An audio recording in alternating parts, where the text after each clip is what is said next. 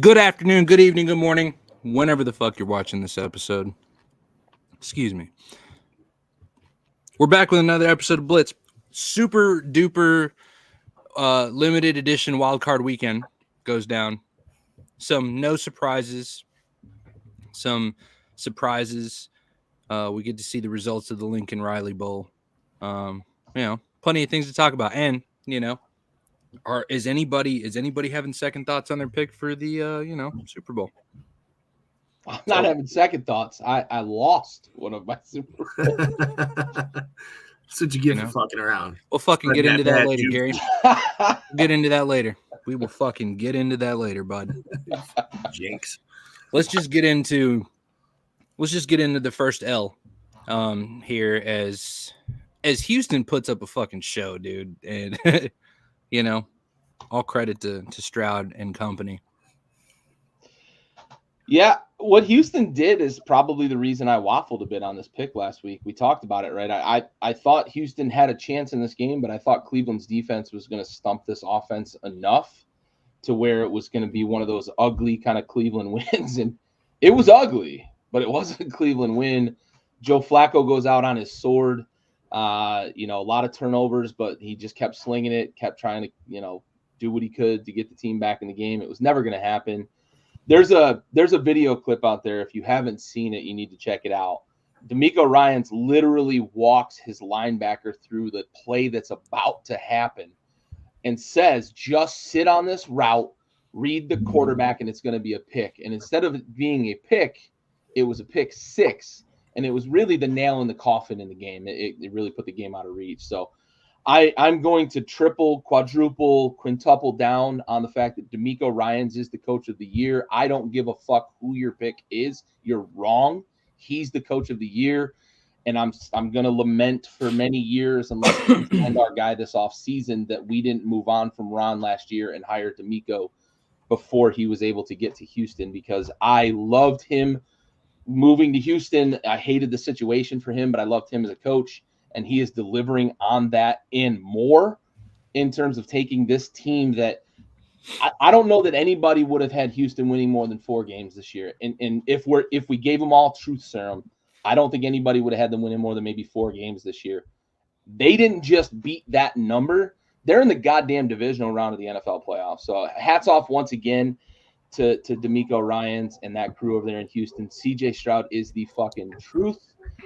David Tepper can continue to fuck himself and throw drinks on the Jacksonville Jaguars, because Frank Reich and everybody except David Tepper in the Carolina organization wanted to draft CJ Stroud. He did his best Dan Snyder and overruled the pick and got it way, way wrong. And it's another piece of the empirical evidence that owners do owner shit and football guys do football shit. And that's how you win games in the NFL. Yeah, shout out to Jerry Jones. Yeah. Robert Kraft knows his fucking place. Okay. Yeah. And it's in the goddamn massage parlors. Okay. Stay there, dog. Just stay there. In the massage parlor. He's at the Pink Lotus. Yeah, dude. Fucking do you, bub. Collect the check. We'll let you know where to fucking send the cash. Yep.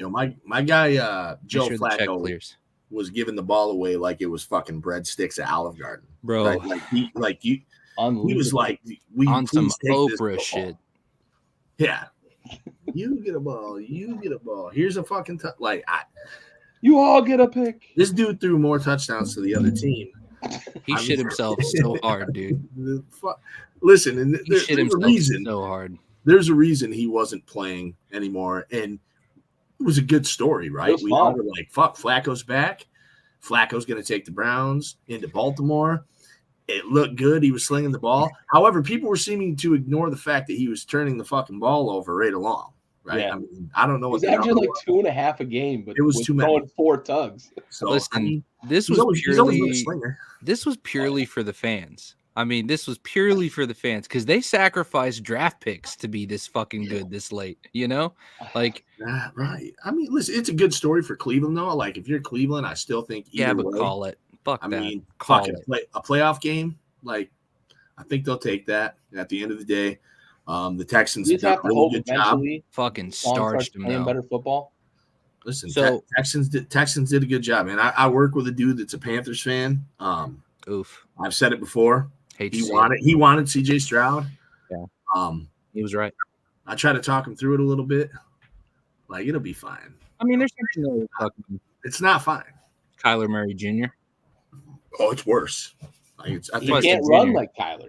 Yeah, no, for sure. It's just same He also stature. can't throw like Kyler. That's fair as well. Oof. It's a bad situation too, right? Like he's not going to be able to overcome everything that's wrong with Carolina. He is your prototypical, sure. like, successful college QB that almost everybody realized wasn't going to translate, right? So, like he reminds me more of Johnny Manziel than he does of, say, Kyler Murray. Like, there are more, just that. There are more Bryce Youngs than hero type guy who looks so fucking good. We see this. It's not just football. We see this in the NBA too, right? We see these like Tyler Hansboroughs and guys like that, Jimmer Fredette, and like Adam Morrison. Conventional wisdom tells us they're not going to excel at the next level. Yeah, but something about that run puts it's the hype, man. It's the fucking hype, the marketing, the whatever. I mean, this man was as fluffed up as the fucking soles of his shoes when he was getting measured for height on fucking pro day. Like that dude was. But there, in all sports though, there's good coaches and good scouts and good execs that I want to call it fooling themselves. Yep. Because of what you're saying, Raul, that hype machine, like these guys, they're not fucking all idiots. Like I feel like if you're in the fucking scouting room, I feel like if you're in the scouting room in the NFL, you have to be treated like you're on fucking jury duty. You need to be completely tuned out to the noise. You need to be in the film room, looking at the evidence, right, and figuring out what your decision is going to be. Because you can't listen to any. You can't. I mean, you need to fucking suspend Twitter. But sometimes that evidence fucks you up though too. Yeah. Because you see a guy and you're able to be like, well, his metrics, maybe his size or like hand size for like a lineman or something, or the length of their arms or different things like that. Like these metrics play into it. But then you're seeing success. The film can trick you sometimes. Yeah. And you trick yourself because you're like, well, maybe this guy defies all fucking odds that he's going to be a productive pro. Right. But I'm watching him win. Mm-hmm. And I'm watching him make these plays, and you just it's hard. You got to think about the infrastructure too, right? Because it's not just Bryce Young; it's Mac Jones, it's Jalen Hurts now, right? He looks very human this year, and Tua looks very human against good teams. That Alabama quarterback room, we've talked about it a lot, and I know the national media talks about it a lot. How many fucking wide receivers and running backs have they put in the NFL? How many offensive linemen have they put in the NFL during Bryce Young's time, during Jalen Hurts and Tua and Mac Jones's time? A lot of that has to be taken into consideration that maybe he's a product of the Nick Saban ability to put as much talent as possible on the field. The opposite happens though sometimes too, because I remember Justin Jefferson. It just shows that his era was so easy a caveman could do it. Right. I remember Jefferson coming out of college and people doubting Jefferson because of Burrow. Overshadowed. Yep. And how many receivers went ahead of Jefferson? 4, 3? 4, I think it was. There's a few. I mean, in the fucking, disrespect there. One of them is in fucking playing with Adam Sandler, and the other one is getting fucking insulted by Steve Smith and not being able to do anything about it. And then the other guy's pretty good. CeeDee Lamb's pretty good, but I think those are the 3. Was there 4? It might have been 3. He might have been the 4th. Something like that. But like, I like Jefferson coming out. Personally, Jefferson and CeeDee Lamb. I said during the national championship game in our wormhole we've gone down this early. We're talking about Justin Jefferson. Vikings aren't even. I mean, we're not even talking about teams in the fucking playoffs, dog. We talking about practice, dog. We talking about practice. Talking about film study. Can't win a game. All right, simmer down. Well, we're only one game in. We only have fucking 10 to talk about tonight. I know. Yeah, you'll be okay, Mom. Listen, this isn't even the fucking heater. This is like good for CJ Stroud, but we took an L here. But let's go to Victory Island. It turned out not exactly the way we expected it to go, but I mean, ultimately the result's the same, right? It's Kansas City. Listen, that was a fucking miserable bitch, that stadium, huh? That was miserable. Fucking nobody enjoyed that game. I don't give a shit. 10 below with wind chill. I don't give a fuck if you're walking out there shirtless. Like, you're miserable. And you're sending the message, but like, I'm not with that, bro. I'm bundled up. I'm trying to be. I need my joints to function. If I'm gonna go be in fucking 70 car accidents in this game, I had 9 below the day before yesterday here, and Oh, dude. Listen, I wouldn't have stepped foot near an open fucking field for a football game. It got down to 12 degrees here Monday night, and we received a text from the school district that they were shutting down school. Oh, yeah. There's zero moisture, zero sleet, zero nothing. Roads were dry. Cold. And they said, listen, it's cold. There's a chance that there's ice out there. You know? I hope the Buccaneers plan better than the Dolphins did for the cold weather. God, I love that fucking video snippet. Is Todd Bowles not like the consummate professional the way he handled it? Like, he could have just, like, what the fuck did you just I would have say? pulled the fucking mic off. Right? Who gave you a credential? Yeah, you're dumb. How are you going to prepare for the cold weather in Detroit? And then he kind of smirks, thinking like she's joking, but then he realized, I think like in real time, you can see he realizes like she's being serious. And he's like, oh, well they play in a dome. Like, what? Listen. She's probably got a set of fucking legs. She set women back so far. So bad. Oh man. I've got a question for you two. So we've seen this kind of song and dance from the Dolphins. They're not good against good teams, and Tua, when they play against a defense that can take Tyreek away, or when Tyreek's not on the field, he's not very fucking good. And I noticed it more this weekend, and I don't know if it was like the cold and he was kind of rushing through his mechanism for reading the defense, but he was like one read and done all game.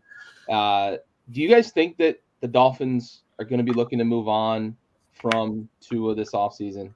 No, I don't think they will, but I don't think that's the right decision. So here's what I think has happened in the NFL in general. So 10 years ago, 20 years ago, 30 years ago, a quarterback made his offense better. Today, I think that offenses are so fucking good. There's like 10 years ago, if I asked you who the 10 best wide receivers were in the NFL, it wouldn't take you long to pick that list. If I asked you today who the 10 best receivers are and to rank them, it's going to take you a long fucking time. There's 50 good wide receivers in the pools like of these five and these five. It's so hard to differentiate. Yep. And the same can be said about a lot of aspects of the game. So I think being that it's a quarterback's playground, so to speak, these quarterbacks are getting away with a lot more. Because, like, you can be a shitty quarterback and go have a 400 fucking yard game. Shout out to Nick Mullins. Yeah. And because of that, I think that it's so much harder to evaluate quarterbacks a lot of the times. Now, you get situations with like Mac Jones or something like that where the offense sucks so badly that it's easy to point out the dude's not good. But you go to Miami and you have fucking 4 guys who run faster than the Flash. Yep. And that quarterback looks real good even if he's subpar. Now, if you take Tua and you throw him to the Jets, we might be talking a different fucking story here. Yeah. And because of that, it's so hard to evaluate quarterbacks. That's fair. I feel like that's 100% right, but I feel like where we're at, I feel like quarterbacks have always been that more cerebral role, right? If you look at some of the greatest quarterbacks of all time, Peyton Manning, watch that dude try to slide, right? Like Tom Brady, these are not the most athletic human beings, right? But like their mental set behind center is what makes them elite, right? You have the flashes in the pan. Lamar Jackson is no longer a flash in the pan. I think he set himself as a great, in his right. But like, there's just so many ways to be good as a quarterback that you can't look at the way that they run plays. You have to look at how they scramble out of the pocket. You have to look at how they think for themselves outside of the design, I think is one of the big key factors. And I don't think that that's something that was super important 50 years ago in football. It was probably a lot more grunt style kind of capability. Can you make things happen? Whereas now it's a lot more technical, strategic. Everything it's chess at a very minuscule level, So it's, I don't know. I just think you can get away with being mediocre. Yeah, 100%. because he can just be complementary to something that is already just a well-oiled machine. He's just got to put the ball somewhere every now and then. If you go out there and you fucking stink it up a little bit, right? And you're you're 2 for 9 and you've thrown for 18 yards and you may have turned the ball over, you're going to get a lot more chances to pass, right? Because that's what you're going to get garbage time. Yeah, teams are doing that, and there's so much good help, like we talked about before with the wide receivers and even some of the running backs. I mean, every team's got 2 good running backs these days. So it's just I almost think it's easier to, on the surface, look like a good quarterback. Yeah, that's fair. Are the Chiefs back? No. That game was cold as fuck. I don't trust it. Listen. I think that Mahomes is back. I'll say that. Do you? I don't think Mahomes went anywhere. I've been arguing this with Gary for like weeks now. I'm not talking about talent. I'm not even talking about the yips. I just feel like he's just been in his head these last couple weeks. You know what I mean? Like these last few weeks have been kind of rough for him. You know, publicity thing, all the bullshit. Like it's too much, right? But I feel like last week he persevered through some. Like it was a miserable fucking game. Period. Right. So like I feel like they persevered through it, and I don't have any doubt. Again, I've never really had much doubt in Irish Patty, but like. Again, what's been the question all season? Who the fuck is he going to throw to? I think it's good for the Chiefs mentally to go blow Miami out. Yep. I mean, in a playoff game, that's got to help them. Yeah. I asked that here because there's been a lot of talking heads this week that have like the sentiment on the Kansas City Chiefs like swung on that game. And I don't know why, because if you take out, like, Rashee Rice is clearly becoming the number 1 option there in Kansas City, right? He went 8 for $130 and a touchdown in that game. Good game. And he's had a really good second half of the season now that I think that offense, Andy Reid's gone away from the design of the play to, like, I've got a guy I can rely on. We're going to do that, I think. And Mahomes has probably done some similar with some of the issues that he's had in terms of being in sync with other receivers and drops here and there. And Travis Kelce is not the Travis Kelce of old. I think we've gone away. And if you take Rashee Rice out of that game, like Mahomes didn't look very good throwing the ball to other people. And I just didn't get the same warm fuzzy that it seems like some of the talking heads got from this game from Kansas City. Their defense still looked very good, but you also got to consider, like, you got a team from South Beach coming into Kansas City where it's 10 below with wind chill. Like that's a fucking tough ask for any team, let alone a team fucking South Beach. I agree with you. No, I don't think I feel any better about Kansas City. I think that they probably feel, maybe they might feel better about themselves. Yeah. That's a fair way to put it. Offensively, the wide receivers, and again, Gary, I know we don't see eye to eye on this, but the wide receivers still struggle to get open. I still watched plenty of times where Mahomes is in the pocket, the blocking is there, and nothing ever happens. He just hops around for 4 seconds and then runs left, runs right. We're not seeing upfield in those situations because obviously where the camera's focused, but I know for a fact that that's the receivers not getting open. Yeah. Everybody. I think the one thing that I've been stuck on in that situation is it feels a little bit like reluctance from, maybe it's just Andy Reid, maybe it's Pat and Andy, because I have to assume that, like all of the great quarterbacks, the play caller and the quarterback are consulting on what they like from week to week. It feels like there's a reluctance on their part to adapt to what the defense is giving them, maybe in those situations, or it very well could be exactly what you're saying. But my counter to that would be Rashee Rice gets open fucking all the time. I see him screaming down the field, screaming across the field, open constantly, and it seems like the offense is just going away, especially in the first half of the year. The second half of the year, it seems like they've leaned a little more heavily on, okay, we got this guy, we're going to lean on it. Maybe Travis isn't the Travis of old, and now somebody else is our number 1 option, and maybe we're gonna see a lot of that from them if the weather's better in Buffalo. But dude, 10 below is fucking hard to play in, no matter who you are. I don't think the weather is going to be much better. I don't think it is either. Well, it's going to be warm. It's going to be. I said if, but really, I should have not even said it. It'll be warmer. But you're supposed to get another 1.5 feet of snow. Yeah, maybe more. So probably more. Probably. it looked like more. That's the Sunday game. So fortunately, it's Sunday and not Saturday. Saturday's significantly coming colder. Friday, right? Well, the snow, and it's like going to be 10 degrees colder. Ooh. So you're talking a difference of like 15 and 25. But brutal. Yeah, so some of the totals up there, like I said, my oldest is up there now. They got like 6 feet of snow. Yeah, they were the total. Hell no, dude. They were the winners. Yeah, they were the snow total winners. But I mean, he's not far from Orchard Park. So no. Orchard Park's in a weird spot, man. I don't know what it is, like the way it comes off the lake and the 2 lakes that are around there. Orchard Park, wherever they decided to put that stadium, weather stops over that stadium. It really does get crazy there. It's crazy. But the whole area is crazy because you're working with the 2 lakes. Yeah, and absolutely. That surrounding area is so big. Yeah, that you just you get a lot of different shit. Yeah, they're gonna need some shovelers again this weekend. $20 an hour, boys. Fuck that. No, dude. Some people out there shirtless going down the chute. Hell no, dude. Yeah. We used to go topless sledding. Unacceptable. Good fun. Unacceptable. Nope. Anyways, we're only 3 games in. Buffalo gets the dub.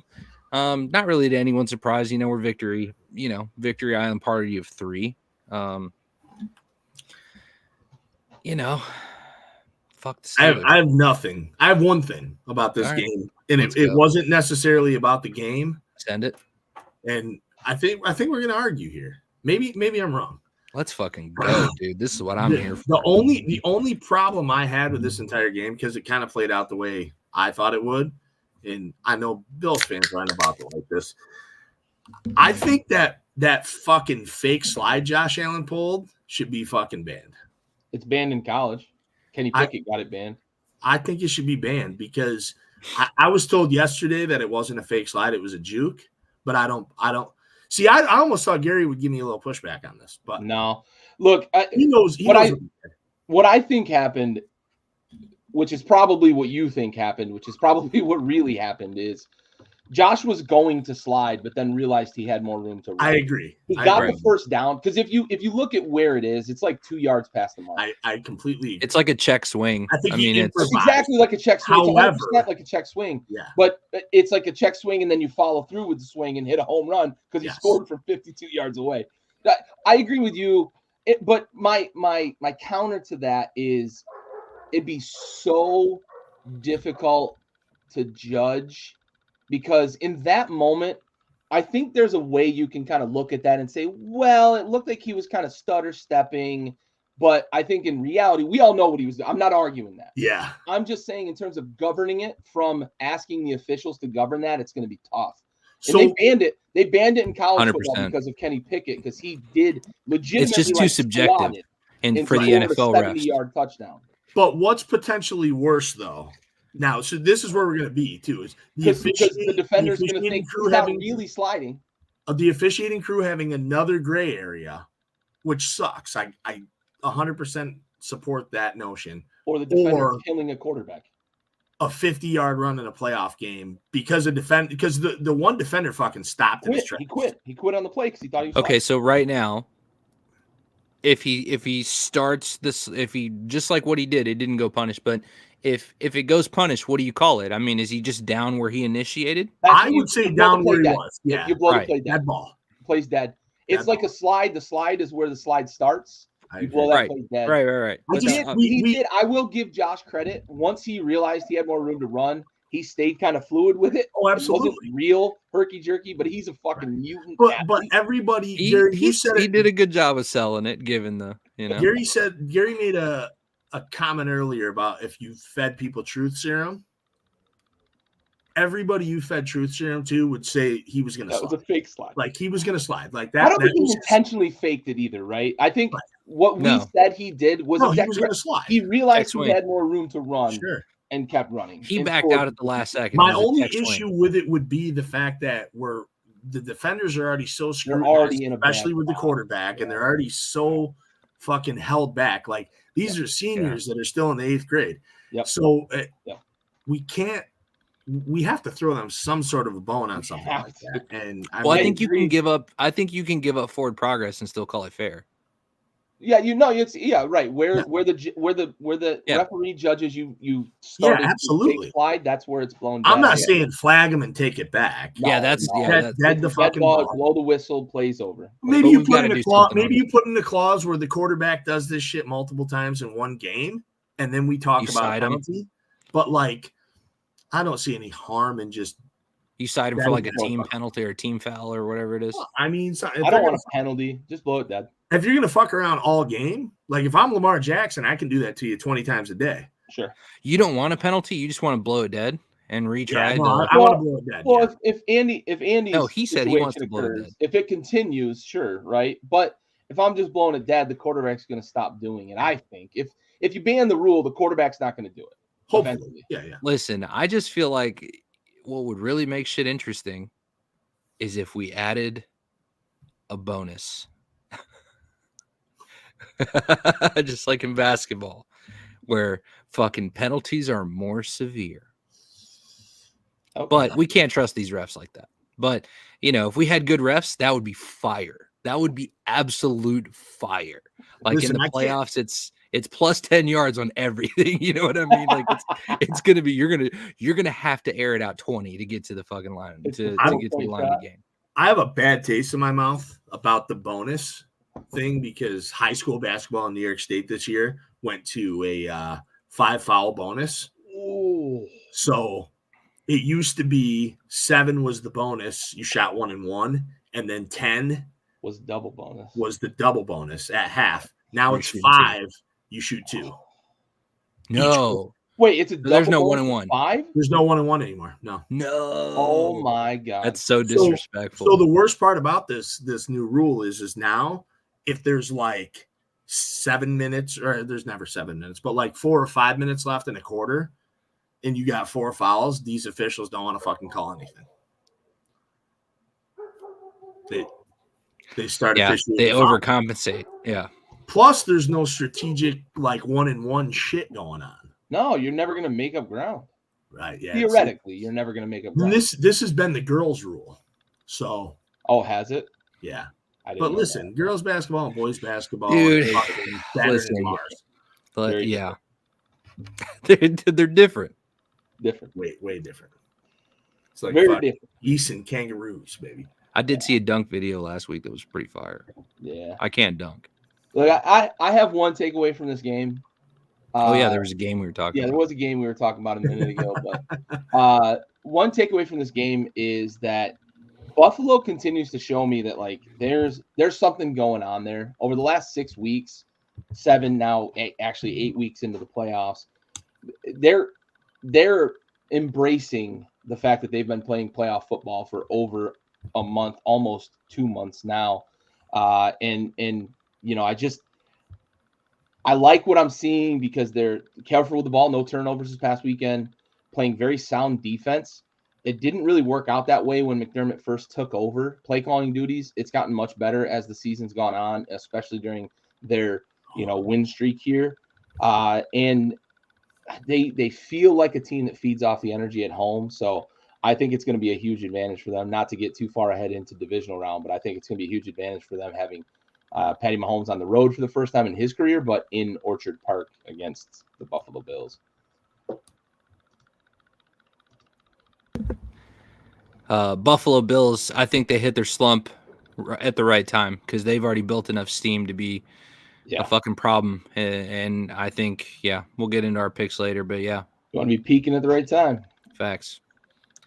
Well, let's just fucking get it over with, right? So, listen, the score is 48-32, right? And we're all fucking loser party 3, right? 48-32, and you would think that sounds like a kind of a dogfight. It was not. I want to be clear. If you didn't watch that game, don't. There's no point. I mean, if you're a Packers fan, you're gonna fucking love that game. Dragged brain. Jordan Love was him. There was no answer for our defense. Our defense was non-existent. They were absent. Our quarterback was, he was classic Dak. He was Romo in December. He was, It's Romo 2.0 because now we get him in January instead now. So it's as a Cowboys fan, I'm not surprised. You know, I've been very clear about that, and I have a bone that I need to fucking pick because I knew that something was up when you picked them to fucking win the NFC. Like I knew something was up, and it's not lost on me.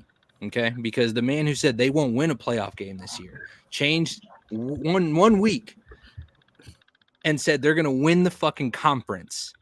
You fucking piece of shit. I supported you through Ron's exit. I supported you through Ron's fucking exit, and then you go and do this shit. I knew something was up, dude. I knew something was up. And then we keep McCarthy, which I fucking knew. I fucking knew McCarthy wasn't going anywhere, bro. The theatrics. The fucking theatrics. Jerry Jones on site, my man. Fucking on site. I promise, bro.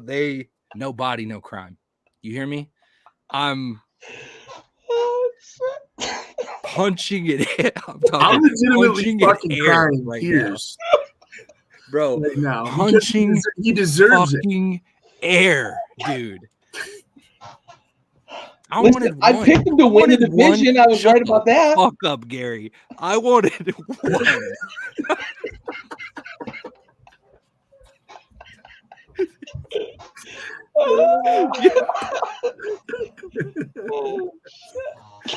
This is not your time. Shut the fuck up. I wanted one. I wanted one win. And I thought the Packers, sure, they're not ready yet. Jair said, hold my fucking beer, son. I'm adding you to the list. You're top 3, you know? So that was the most gangster fucking insult compliment. Right. The list of quarterbacks I've picked off. Congrats to the Packers. You're, who do the Packers have next? We'll get into that. San Fran. I don't fucking remember. Yeah, they're getting starched. So that Senior, I'm sorry. I was fucking mad. This is not punching air, dude. I'm sorry. Jair Alexander's like the hardest fucking dude for me to like. And it's not just because he's a Packer, but a cornball. His mouth is only fucking going like this when they win. Yeah. When they don't win, that dude says nothing. Yeah. I can't get down with that. However, the defense of Dallas, it was a hard ass line, you know. And no, it was a hard ass line. Listen, and he has a lot of fucking time to prepare that while he's taking fucking weeks off from talking shit because they lose. I mean, he's fucking writing fucking. I picture him like Stan from the fucking music video. You got the Slim Shady notebook. Dude, Slim, I wrote you, but you still ain't calling. Yeah, fucking. It's not an autograph, Matthew. But the defense, man. The Dallas defense is the culprit here, like the biggest culprit in my mind. They didn't do anything. Nothing at all. Like, we can point fingers at Dak or Pollard or CeeDee Lamb or whoever the fuck we want to on the offense, but at the end of the deal, the Dallas defense didn't hold up their end of the bargain. And their end of the bargain was much bigger, right? Because that's the number one fucking defense out there. And they're probably playing arguably one of the worst 3 teams in the playoffs, right? Statistically. Yeah. They're the last team in. No, nobody's arguing if you say like Green Bay, Pittsburgh, Philly, or Green Bay, Pittsburgh, Tampa, or something to that effect, or even the Texans you could have thrown in there. Yeah, I mean, you could still have, One of the worst teams, maybe the Rams even. One of the worst teams in the playoffs, though, is Green Bay, and they just... On top of the McCarthy news, they're about to sign him to an extension of upwards of $60 million a year. Shut the fuck up. I think Dak's fine. Dak's not going anywhere. I think he's fine. The McCarthy thing is a travesty, though. Like, how the fuck are you keeping him? Dude, it's Jason Garrett 2.0. He found another yes man. He's got one more year too. He loves having lame duck coaches, man. Yo, and when he's yelling at a dude on the sidelines, I don't even know what fucking player he's looking at. Yeah. Like, that shit is confusing. Yeah. It's fucking. Yeah. I thought McCarthy was shitty in Green Bay. I did. Like, he was. Everybody's going to be like, well, they want to Super Bowl. I think since the inception of the show, the general consensus was that Aaron Rodgers has a Super Bowl ring in spite of Mike McCarthy. Right. You know, Mike McCarthy is a trash can. I've been on the Mike McCarthy's a trash can train since he fucking got here, you know, and I fucking knew he was gonna blow it, and it was pathetic. Raul, here's the thing though: in 10 years, Jerry Jones is gonna be dead. Yeah, maybe 5, dude. And I don't want to plot. Let me fucking go to Arlington, dog. It won't. I mean, it might be this weekend. Like, but bro, I'm fucking. That team is going to be so much. It sucks to say it. Like, I don't want to talk about somebody dying, but like it would. That is what I don't mind. That's going to be lived a fucking good life. Dude. That's going to be the break the Cowboys need. Yeah, because he can't fucking keep his nose out of shit. But you know where it's going. It's going to Stephen Jones. Manziel, so. Yeah. Yeah. Right. Look, couple things about this game. One, we talked last week about this game, and I mentioned the fact that like if the Packers are going to win, it was going to be Aaron Jones, right? And not to take anything away from what Jordan Love did, because he had a phenomenal game. That wide receiver core had a great game. They were beating the brakes off that fucking secondary. Jordan Love didn't get sacked at all because the Cowboys couldn't bring extra pressure because Aaron Jones went for $130. And not 1, not 2, but 3 touchdowns. And he was running right at Micah Parsons, like all night. LaFleur called a great game. And the Packers executed a great game. But Matt LaFleur had a phenomenal game plan going into that game. From an offensive perspective, especially. They were able to do basically whatever they wanted against this Dallas front. And Aaron Jones is, in my opinion, the MVP. Jordan Love had a phenomenal game. Romeo Doubs had a phenomenal game, kind of coming out party on a national stage. But Aaron Jones was the most important piece for the Green Bay Packers in this game because they had long drives that kept the Dallas offense off the field. They punched in after turnovers by Dak, and they were able to really wear down and beat up this Dallas defense that just honestly never had a chance. So I'm trying to still kind of understand schemes and what happens, right? And one thing that you were talking about fucking LaFleur's play calling. I was starting to understand the concept of chips and like the defense on offense, right? And so, Micah Parsons, the way they defended the inside rush was stupid, or the edge rush is ridiculous. Like, nobody's done that against the Cowboys this season like that. The Cardinals did a decent job. Arizona kind of did a similar sort of approach, and that's honestly that's been the key against a lot of edge rushers over the years. They don't hold up well against running right in their face. Look at a guy like Von Miller. He's one of the greatest pursuit tacklers in the run game that maybe we've seen in our generation. And Micah Parsons is kind of that now. Right. And if you run right at him, though, that takes that out of it, and you get 2 guys on him and you block him, and it takes his strength, which is that pursuit, that speed rush. It takes that out of it. I'm very surprised by that concept, because coming out of college, I thought Micah Parsons was going to be a middle linebacker in the NFL because he played middle linebacker at Penn State quite a bit and was maybe the best in the nation in his last year in college. He played sideline to sideline. He was very kind of Brian Urlacher-like in the fact that he could cover a lot of ground, but also cover backs out of the backfield, cover tight ends. But you put him on the edge and you run the ball right at him, and that's really the biggest thing. It's one of those things that's the way you do it. Arizona did it. San Fran did it quite a bit. Those zone runs where you get offensive linemen moving at an edge rusher like that, that's how you beat it. And the Packers executed that to perfection. And it really opened up the pass game. Once they were able to establish that run, that pass game was wide open because Dallas had to start committing 7, 8 guys in the box, and they just couldn't keep up with. When you go 3 wides, the Packers, I know I said that I probably would still take Kansas City's pass catchers over them, but the length of their roster is really what's impressive with them. They've got. I don't think you would anymore. Probably not anymore. Not anymore. Probably not anymore. They've got 4 guys that can catch passes and do different things, and that's a versatile skill set that Matt LaFleur has done a really good job. They have no number ones. So is this game because we haven't said the name yet, unless you guys said it while I walked away briefly. You guys heard about the pit in Buffalo? Yes. Where they're putting the new stadium site up. People have Yeah. literally fallen into the pit every week during this win streak. And now there's the state troopers and the county sheriff is like, don't fucking jump in the pit, you idiots. Hold on, Brett, aren't you a Cowboys fan? He's a Cowboys fan, right? He's on the Bills Mafia train now. He's in the Bills Mafia. He is when the weather's nice.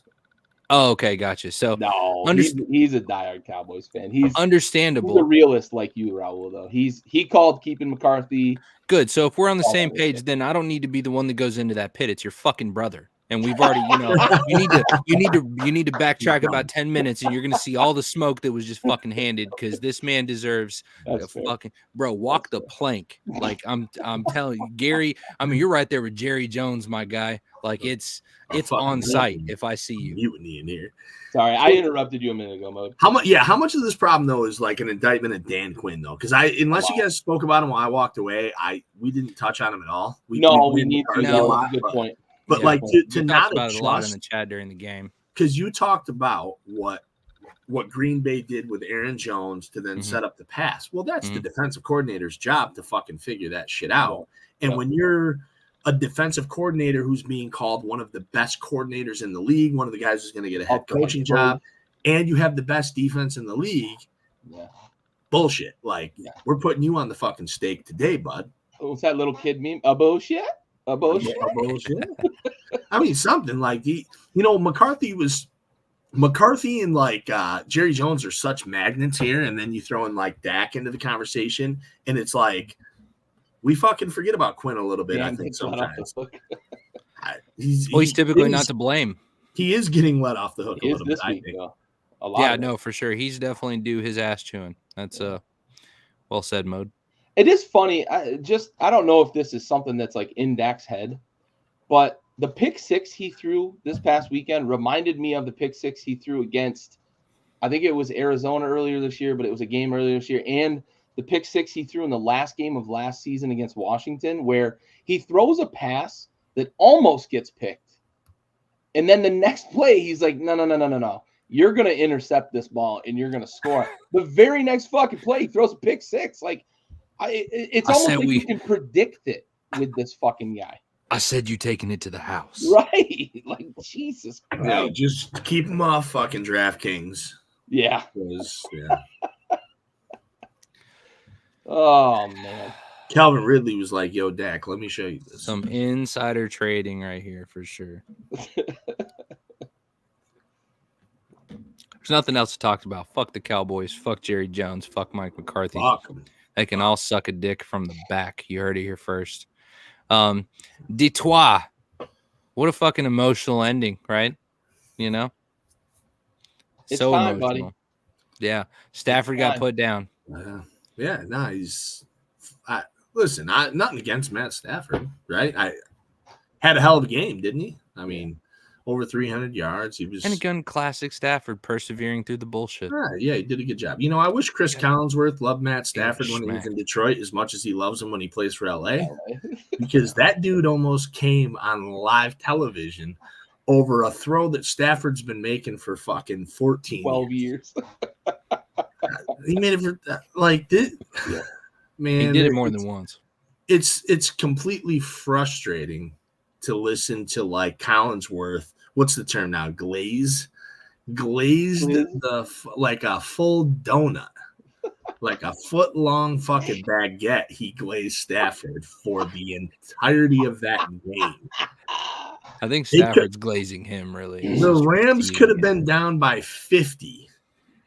And he was like, he makes one no-looker. I've never seen a pass quite like that, and I caught a fucking bunch of balls in my NFL career. Like, it is what it is. Yeah, it is. Here, I have a few talking points. Obviously, I don't want to shove every emotion I have into this, but it's time for you to take your victory lap, man. Yeah, exactly. Listen, first time in my lifetime that I'll count.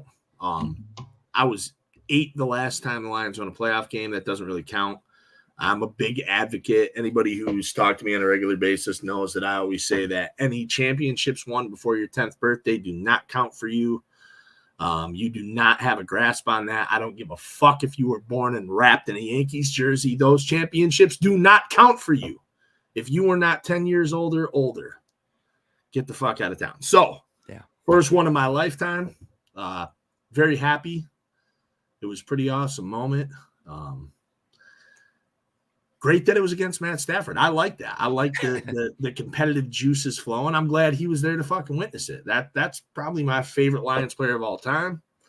Kelly was a little upset. She didn't like the booing. But my response to the booing would be, I don't think the Lions so much booed Stafford as they just booed the Rams. It's pretty typical, right? You boo the opposing team, especially in a playoff game. Maybe we'll have fresh grapes for fucking Baker Mayfield this week. I don't know. Give him a fucking massage. Deshaun Watson will be up. I don't understand when fan bases get upset that somebody was booed. And I think Matt was upset too. I do. His response after the game told me a lot. Like, you can be mad that you lost, but to a city that, you claim to love, you gave a lot to, they gave a lot to you, et cetera, don't be bitter. When you say some shit like, I'm happy for the players. Well, that's a pretty good shot to the fact that you're not happy for those fans. Listen, they're supposed to boo you. If they didn't boo the guy that came before you when you were there playing, you would have been pissed off. So I don't think he really thought that the answer through before he answered it. Like, I'm sure if you gave him a moment to really contemplate it, I think in the moment he's just thinking like, I'm not happy for the fucking Lions. I'm happy for the people that are the Lions. I think he felt personally attacked by the boos, and I think Andy's right that the idea of Stafford winning a Super Bowl with the Rams is what the fans were booing, not Stafford. I just think they were booing the team, man. Like they boo. I don't know. That Lions crowd boos the opposing team every game. Well, like, I just, for sure. And we got to quit with the soft bullshit because, like, look at soccer in fucking England. It's beautiful. Like, that level of, like, competitiveness is fantastic. Like, we need those kind of chants in football. But to your point, like, I think that I saw some reports that were saying that, like, the kids were booed. Like, they were booing the children specifically. It's like, all right, dude. Apparently, Kelly did say that. I believe that 100% because that's what fans do. And maybe they did, and it was probably fucking 6 guys. Like, it's not important to the story. Listen, here's my. We saw football players jersey draped over a coffin once. We see all kinds of shit. Right. As a lifelong Lions fan, and as a person who speaks to a bunch of different Lions fans on different platforms, and we see all the shit, I can positively vouch for the fact that that's not the feeling of the majority. Right. Like, listen, man. The actions of few. If you're a real Lions fan and you don't like Matt Stafford, you're not a real Lions fan. Right. It's just not a thing. And as far as the city goes of Detroit, I'm not there. I obviously live in New York. They like the Staffords. The Staffords did a lot for the city outside the game. So I don't think, and Kelly had the illness and shit, and everybody was there. Everybody backed that up. I think every Lions fan was happy for Stafford when he won a Super Bowl. I was ecstatic. I remember, I'll never forget that game. So, yeah, that aside. However, there are a couple small things real quick. One, if I freak out about Dan Campbell again, I need you guys to tell me to shut the fuck up. Because it's reached the point, right? Like, dude, I have to live with what he does. That's who he is. Because that's what makes it successful, right? Yep. So he's no guts, no glory football. I'm still gonna bitch. Yeah. When he does some crazy shit, but like, I have to shut the fuck up. Also, Jared Goff, I owe you an apology again. I think there was a stretch somewhere around like. That's a weird take. That's a dumb question. So if we're just gonna go past it. So if I judge Goff, what you get for come from me. Yeah, if I bitch about Goff again, like I think Goff was hurt. I think somewhere between 9 and 12, week 9, week 12, something was different. The ball was wobbling different. I heard speculation it was ribs. There was never an official report that I saw or anything, but like there was something speculation different about ribs. There was the end of the Chargers game. There was a Bears, Packers, Bears. Like there was a stretch there where it was weird. He looked different. I was like, oh, the jig's up. But then he comes back. He looks really fucking good. Yeah, that's my formal apology there. And then the only last thing I have to say besides fucking woo, let's go. Where do you want Kirby Joseph to tackle? Or like what are we doing here? Like where do you want? So we've already told this guy who weighs 180 pounds that he can't tackle a 6'4", 240-pound guy upstairs. Where do you want him to tackle? That's all I want to know. I understand he's taken the ACL of 2 tight ends, but the common denominator there is they're tight ends. They're big dudes. I don't know where you want him to hit this guy. I think he's trying to hit the thigh pad, and it just doesn't work that way. And to Matt Stafford, I'll say, don't hang your receiver out to dry. Yeah. And this is my. He saw that fucking dude coming before he released that ball. I think the problem is, and I know Brady got a lot of flack for the "get off my lawn" interview that he gave in terms of like there's a lot of mediocrity in the game. But he made some good points in that like he didn't do that to guys, right? Because if he did that to guys, they went to sleep, especially early in his career. And guys before Brady, the Kellys, the Marinos, the Elways, the Favres, if they hung their guy out like that, they were going to bed. And they were likely going to be out for the rest of the game because that hat's clean as fuck mode. And yeah. And that was always the thing, right? But now the game is so protected for the offense that quarterbacks just don't feel the need to care about where they're hanging their guy out. I can't tell you how many times in a game, especially with like the average quarterback, so like the guys that probably would rank anywhere from like 12 to 25, right? I can't tell you how many times in a game with those guys in the game that like they throw a ball that I'm like, dude, 20 years ago, that guy's head probably comes off. And that's just the way it is. And that's to your point there, right, Mo, that like don't hang your quarterback out to dry, but also like that's a pretty reckless statement from a guy who's been in this league for a long time and has seen the game evolve to where they've taken the head hits out. They've taken the low hits out against quarterbacks, but they haven't taken the low hits out against people in the field. Where do you want Kirby Joseph to tackle? Where do you want it to happen? I don't love watching a guy get taken out by a low tackle like that. It is a shitty thing to see, but the NFL has created this. I'm telling you right now, I've said it for consecutive weeks. Jim McMahon somewhere needs to get slapped upside the fucking head because it's guys like him that use their heads as weapons while downing Percocet on the sideline that created this situation for the NFL. CTE is a result of doing reckless shit with your head. And it's guys like him that came back and sued the league that put the onus on the league to take that hit out of the game. And oh, by the way, we don't care about your ACL because that's not going to make you commit suicide. That's not going to make you kill your family, right? Which is not going to make you have a lawsuit against the NFL. That's what you want to say, right? But those are the things that bring the lawsuit, right? Right. But they don't care if you do those. They don't give a fuck about that, right? 100%. That's a good point. That's a good point. I don't bring them into correctly. But those are the things that led to the lawsuits, and that's what the NFL took out of the game. I knew what you meant. I just wanted to be clear on the actual. And that's pretty sobering. That's a pretty sobering question for the fucking NFL Players Association too, right? Or just like the players in general. Do you want your fucking head crushed, or are you gonna risk limb?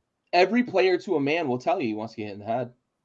Right. They will 100% tell you. My big thing with if you're a safety or a corner, right? You're the average safety or the average corner, and you have to tackle a tight end. I don't want Kirby Joseph to go try to wrap him up at the waist on that play because he doesn't make that tackle. Not big enough. He doesn't make the tackle. Higbee's going to shrug him off and get another 10 yards. And you could see Joseph saying that to Stafford. Like, he made this. Where do you want me to hit? He's a big dude. Like, where do you want me to hit him? What do you want me to fucking do? Yeah. I hate to see it, and I hate to see it for two different good tight ends with the same player. Same player. Yeah. It wasn't flagged either time. Because it's legal. Right.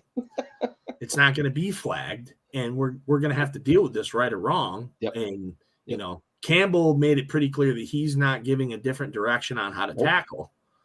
So the NFL's rules. Get used to it, I guess. It's tough. Defenders are put in a tough situation on every play. Well, as long as there's as long as there's Travis Kelce's in the fucking, the Gronkowskis of the NFL, that's going to constantly be an issue for the corners and safeties. Taylor Swift would have made a whole song about Kirby Joseph. She would have. It would have been wild. Still a chance we could see that. It's a fucking sequel to Shake It Off, you bitch. Anyways, next. Oh, yeah, buddy. Fucking Tampa Bay, the Lincoln Riley Bowl. In Baker we trust, baby. Fuck. Mike Evans, 10th consecutive 1,000-yard season. Gary's been telling me that Philly sucks, and I just didn't listen. You're so dumb, dude. I try. Listen. What do you even know about football, bro? I'm going to be completely frank in this. I tried to find the episode where I threw out there that Philly's a bad team, and both of you told me I was crazy. I didn't have the time or the patience to look through it. It was I appreciate that you. Yeah. It doesn't I was going to exist. try to find the clip and show it and take my little fucking links. It didn't happen, bud. Sounds like the Epstein flight log, bitch. Yeah, right. Don't know where it is. Exactly. But no, man, like I think the world saw this weekend that like Philly's not a good team, and if Sirianni survives, that's the best possible thing for the NFC East. Truthfully, like that's not a very well coached team. He hasn't picked good coordinators. Yeah, he lost his 2 good coordinators from last year, and they weren't able to translate this year. And Jalen Hurts is not a good quarterback. Jalen Hurts is a very good gimmick when you can just rely on him to do the tush push and throw the ball deep. But they weren't able to scheme AJ Brown. Like 4 verticals was the only deep route concept that they ran this year. They ran 600 screen passes this year for a grand total of negative 29 yards. I saw that. Crazy. And they ran 4 verticals on 30% of their pass plays this year. Crazy. Not a good look, man. It's not. It's like I'm just calling Madden. It's just I'm spamming up and B. I'm spamming down and B. Like it's not good. Jalen Hurts can't operate when you can't scheme things open for him. He's not a good quarterback. He doesn't make the players around him better. Philly's in trouble for the long term unless they can really revamp that coordinator room. A lot of what I saw last year, though, and I'm glad you brought up the coordinators because I don't see nearly enough people giving credit to the fact that they lost both the offense and the defensive coordinator.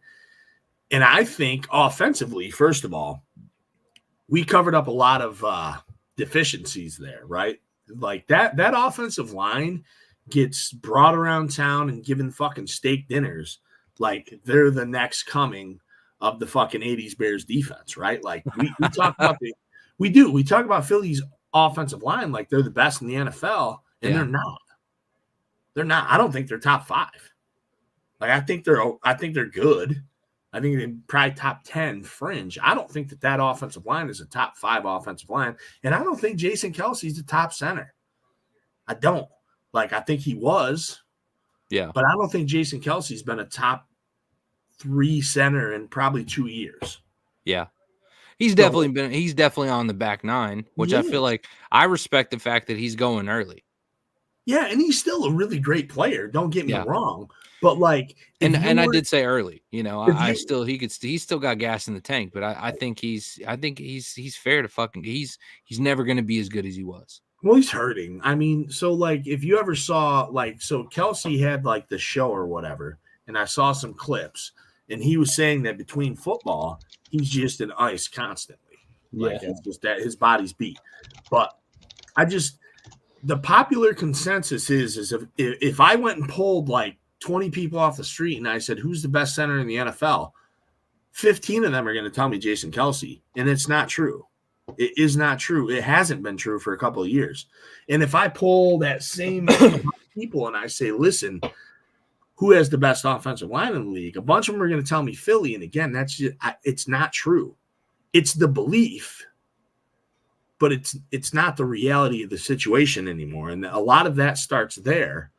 And then we get to see this Jalen Hurts thing where, like, I think Jalen Hurts can be a successful quarterback. I just think he needs the help, and he doesn't have the help anymore from the blocking standpoint. And the film is out. That's the big thing, right? We see these quarterbacks, these young guys especially, the film gets out and it turns into a different thing. But losing those coordinators, having the decline of that offensive line, I think is first and foremost. And that defense sucks. That defense is not good. Defense wasn't good all year. You have names, right? Quick to point out, like, oh, Darius Slay, and but like that defense is they got a couple of household names, but they're still in the fucking Save-A-Lot section of the fucking mart. Like, it's weird, man. Yeah. Not a good defense. And Shady McCoy had the audacity to talk about James Bradbury as if he was deserving of his second team All-Pro selection in 2022. That defense was unbelievable in front of that secondary in 2022. Weren't the same in 2023. You know what defense was really good in 2023 that wasn't very good in 2022? The team that's now run by their defensive coordinator from 2022. The Arizona Cardinals had a pretty good defense this year, and they had a terrible defense the year before. And, oh, by the way, they lost J.J. Watt and added a bunch of no-name guys and had a pretty damn good defense this year. On that note with the coordinators, I know, Mode, you were talking about, like, how the coordinators made a big difference for them. Just to kind of put it into perspective, so in 2022, the Eagles had the second most total offense. In 2023, they ranked 9th. So they dropped 7 spots in 2023, and they played a weaker schedule in 2023 than they did in 2022. The Colts, who I famously bagged on last year, and I'm sure they won by a way smaller margin too. In this year? Yeah, by quite a bit. I don't know exactly what I'm looking at. Kind of total offense right now. They beat the shit out of teams last year. They did, hammered teams last year. So last year the Colts were 27th. In total offense, and they finished this year mid-pack about 15th, I think maybe 16th this year. So they went up 11, and the Eagles went down 7 in total offense just from a change in coordinator. So it's that big of a deal when it comes to that scheming offense. And Anthony Richardson looked like a much better quarterback than I expected him to be at the NFL level, and they won games with Gardner Minshew in Indianapolis, while Philly played the third weakest schedule in the NFL and went 1-7 down the stretch. Sort of weird how that works. It's like coaching matters. Almost. I felt bad for Jason Kelce. Oh, I'm sorry. I wanted to bring up one thing about him real quick. Mode, you mentioned like the whole idea of like him and what he goes through on a weekly basis with the ice. His wife has been quoted on her show as saying when he goes into the pile during the tush push, he literally screams, "Fuck my life." Fuck my life. Yeah, I saw that too. That's crazy. He doesn't, well, because his job is to lay down. That's it. And everybody piles on top. Yeah. And Jason Kelce's a man who will always go out on his shield. We watched it get blown up this week by the nose tackle. From Tampa Bay was just falling first. Vita Vea. Yeah, that's it. Just diving under. He's a difference maker against the tush push. Dude. Every team needs a Vita Vea. That's free, though. Anyone can do that. Down. Yeah.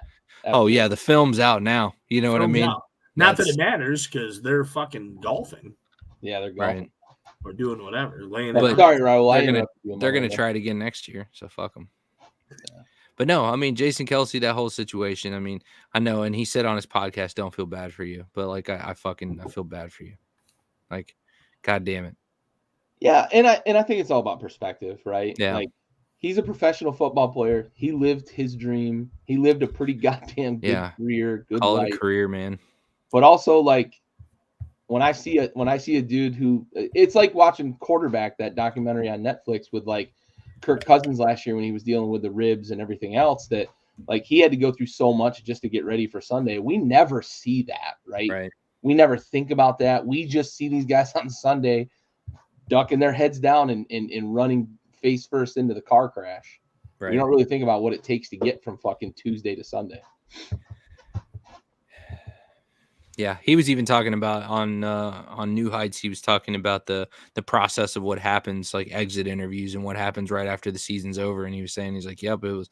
They filmed the show the day after the loss, and he said, "We've got exit interviews tomorrow." So 48 hours. There's people clearing out their locker. There's fucking team meetings and bullshit and all that. It just, the business side of that just sounds fucking yucky. You know. I mean, we've all seen the movie Moneyball, right? So, I'm like, and again, it's a movie, but like Brad Pitt. They romanticize it though. It's just being like calling a guy in mid meeting with the coach and being like, "Hey, by the way, here's the information. Like it that's in a nutshell. Yeah, professional sports because it's a business. So, yep, right. And from the business perspective, they romanticize it, but from the player perspective, I mean, it's fucking cold and like you're just a number. You ever seen some of these like the practice squad guys who get cut and they go to a different team? They gotta hang around. Yeah, you do this like 3 times a year. Yeah, like that's the worst fucking thing too. Yeah, like there's one guy and I can't remember. And you're getting paid shit. There's a guy who my wife watched his. They get paid a lot better now. Do they? Yeah, they get paid. They make decent money now. They make 6 figures now. But like my wife watches this guy's wife. Never heard of the dude. He's an NFL player. He's a practice squad platoon guy. Perpetual practice squad guy. And he was a guy who was up. He was up to the Raiders this year. Like he played. Oh, okay. But they cut him ultimately too. Yeah. So like she was pregnant and they were going through the whole cycle of like moving around and shit. And it's nuts. Where's our next practice squad? Yeah, fucking. They make decent money. The other thing too is those guys, they get tenure toward like the union retirements and stuff. So like they're not necessarily completely left on an island by themselves, but that's a hard life, man. That's a hard life. It's better than minor league baseball. Those guys that are platoon guys in minor league baseball their whole life. Those road dogs. It's not a great life. 36 years old. Playing for the Mud Dogs. Fucking working in the lineup for the working for tips, dog. Fucking bartending on the weekend, bro. Yeah. 32 and fucking going home to ramen noodles in a fucking folding chair in front of a TV. Like that shit is wild. That shit that's like going to fucking Matt. I want the Colt McCoy career, dog. I want the Colt McCoy career. Just let me be a career backup. I want the Chase Daniel career. That dude took like 12 live snaps in his fucking career and made $100 million. Yeah. I don't know. It helps that Kansas City signed him before they were able to trade for Alex Smith as if he was going to be their starting quarterback because they signed him for like fucking 45, I think, of that 100 that he made. But then they were able to trade for Alex Smith and he just continued down the old fucking backup trail. That's the life. Unbelievable. That's the life. Josh McCown made a lot of money as a career backup. Like backup quarterback in the NFL might be the best job. I don't know, man. Give me like a Pat McAfee. Like I'm just going out there punting the fucking ball. That's fair. Like I get less scrutiny. I get less scrutiny than the kicker. Yep. You don't win or lose games as a punter. Not typically. Nah. I've never known anybody been real mad at a punter. Not for a long time, at least. Maybe John, you're rooting against Marcus King, but that was. But I'm saying like a fan base. Maybe a week, maybe 2 weeks. You ain't mad at that guy for 5, 6, 7 years. He shakes a punt. You're mad at him for about 4.5 seconds until the defense takes the field. Bro, these Bills fans are still pissed at Scott Norwood. Like, yeah. What, 30 years later? 33 years 33. Yeah. All right, so the only 2 teams left are really the bye team, right? Yep, that's it. Okay, so on to the most important part of our show. We're a veteran-owned podcast. We dedicate every episode to a fallen service member in our Folds of Honor sponsored segment called our Salute to Service.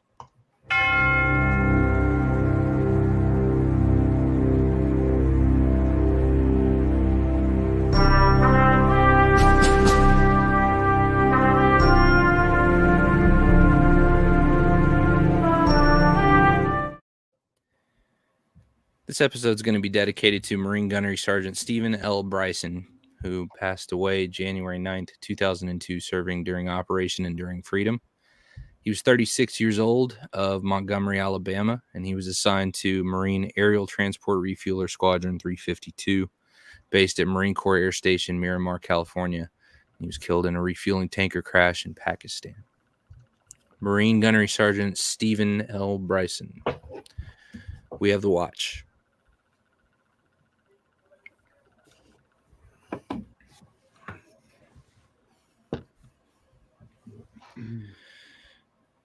All right. Time to, let's fuck this pig. All right. Gary's on Houston Island here, and I want to just air it here. I don't think you should post your picks when we get to post. We send you our picks. I agree. All right. We send you our, okay. So backstory for those of you guys that are watching. Gary creates the visual that you look at here, right? Where we make our picks, and he'll send us kind of the layout, and we make our picks, and then he dolls it up and makes it pretty, like what you see on the show. So, but me and Andy make our picks, and we never see Gary's picks. Not always. There's some times where he will send it every now and then. Yeah, he used to do it, but fuck you, Gary. I'll get back to doing it. That's fair. Yeah. That's a fair point. I'll get back to doing it. Honest. Let's keep. I didn't make this pick because you guys are on Baltimore, but I don't believe that, but that's fine because I definitely did waffle on Houston. So I waffled hard on Houston. I did. The only reason I chose against them was because I picked Baltimore to win the Super Bowl. Let me start then, because I didn't waffle on Houston at all, and I think they get their dicks kicked in. I do. I think better. Listen, we can say whatever we want about D'Amico Ryans. Phenomenal year, phenomenal future. Is he coach of the year? Yes. Okay. I meant to ask you that earlier when we were covering that. But I think so. There was a time earlier in the season, Gary and I talked. Gary said he thought it was D'Amico, and I said Dan Campbell. Yeah. I still think there's a case to be made there, but 100%. If it were my vote, I would choose D'Amico Ryans because Dan Campbell was supposed to win the division. Yeah. The Lions were supposed to win the North. This was their year. Yeah. The Texans were supposed to win 4 games, 6 tops. Yeah. So, yeah. But no. I think Lamar Jackson, better quarterback, better player. He's the best player on the field in this game. Scary defense, better coaching. D'Amico Ryans great, but you're not lying. Harbaugh, that dude. This is a team that's poised to listen. They beat the shit out of San Fran. We all saw the fucking shit. And that was a team that looked caught in 4K Terminator-esque, and they beat them up. Yeah. It's nothing against the Texans. I think the Texans are a fucking great story. Team we're going to see here probably next year and the year after, and the future is theirs. However, Baltimore is a buzzsaw. I wouldn't be surprised if this game is like 38-17. Ooh. I'm not calling it 38-17. I'm saying I wouldn't be surprised. I'm going to go more conservative, like 31-21, but I think it can get out of hand.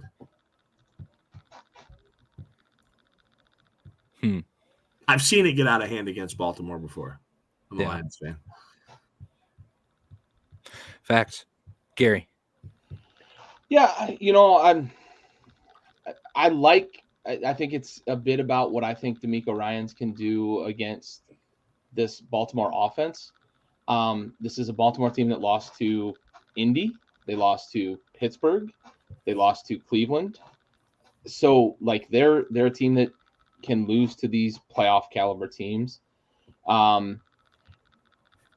If I told you that Lamar Jackson and CJ Stroud were separated by 3 total touchdowns and Lamar has more picks than CJ Stroud, would you still feel as strongly that Lamar Jackson is the best player in this game?